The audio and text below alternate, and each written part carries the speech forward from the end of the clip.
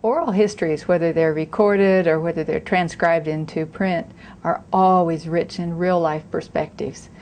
But they're a little tough to use in teaching because they're so filled with such a broad range of ideas in any single oral history. They wander. And so this is a really good chance using oral histories to help kids look for clues in oral histories. They won't find entire textbook presentations of history in an oral history, but they will find bits and pieces. And so topic searches aren't really very effective when you're searching in oral histories, so you really have to work with students to think of keywords when they're searching for certain topics in an oral history. And keywords can be a problem.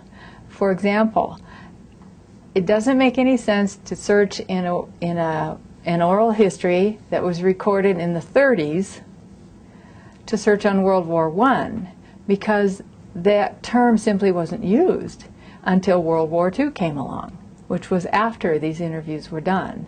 And I'm talking about the Works Progress Administration and the histories that were taken down across the nation during the Great Depression in the 1930s. Sometimes they called World War I the Great War, sometimes the war in Europe. There are other terms for World War I, but not World War I. Other examples, there's been quite a lot written and talked about shell shock in soldiers who experienced World War I in France. You would never find PTSD.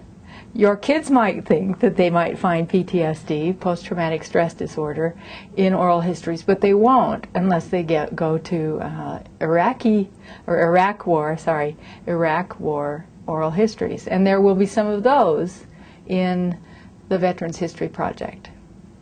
So consider the time of the recording, consider the language that was used. Sometimes you will have kids that run across really quite derogatory language. They will find more in oral histories if they enter the keyword Bosch than if they enter the keyword German, for example. And today I don't think we would use that word. They will use the word soldier. Doughboy is used just as often. So you need to help your students with the vocabulary of historical searching in oral histories. Always have your students think about how they can present these little bits and pieces of history that they pick up from oral history interviews. Help them to be creative. Help them to consider the possibilities using Web 2.0 tools that would incorporate oral history words into narrations, for example. Reader's theater is one that is a kind of presentation that I've had students try with great effectiveness. We're going to take a look at one oral history, and that is an oral history from the 1930s, and it is an interview with an African-American man named Thomas J. Henry. And it tells a lot of things. You can see on this screen that it's all been transcribed. Okay, so it's pretty easy to read. They're quite long, so you can see the absolute need for doing keyword searches, which will show up after a search. You can look at the actual pages of the interviews conducted, but those aren't as easy to read.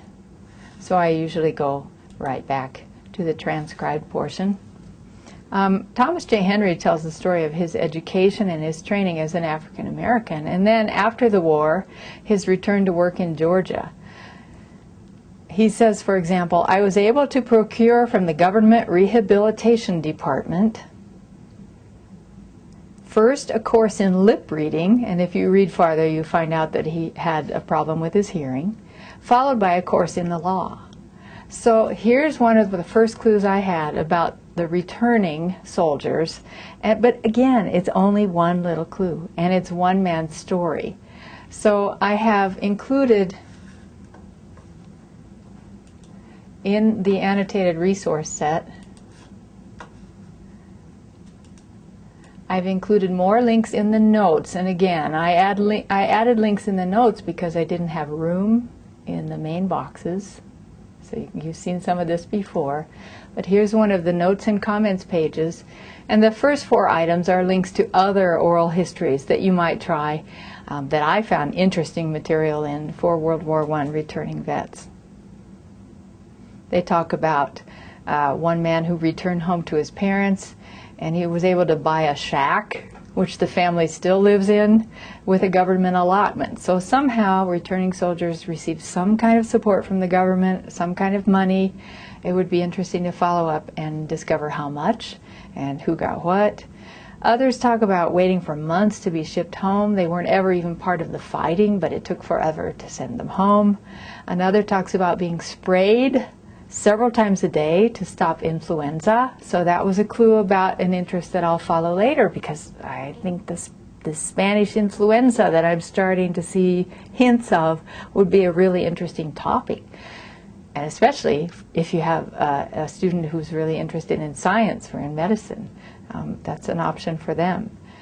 Another one talks about opening a Greek restaurant, going back to Greece, coming back to America. So there are lots of very personal stories in these oral histories.